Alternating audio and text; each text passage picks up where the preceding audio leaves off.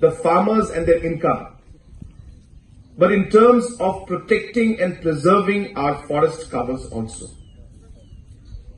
This has multiple objectives. As I said, it is an objective of creating more income for the farmers.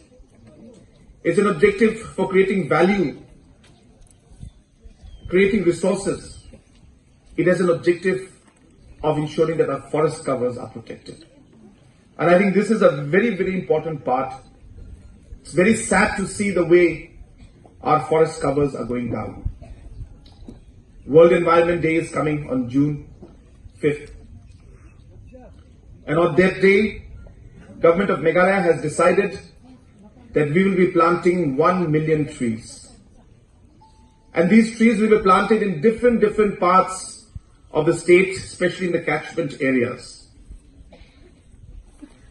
And we might not realize the impact of one tree being destroyed or the positive impact of one tree being planted today.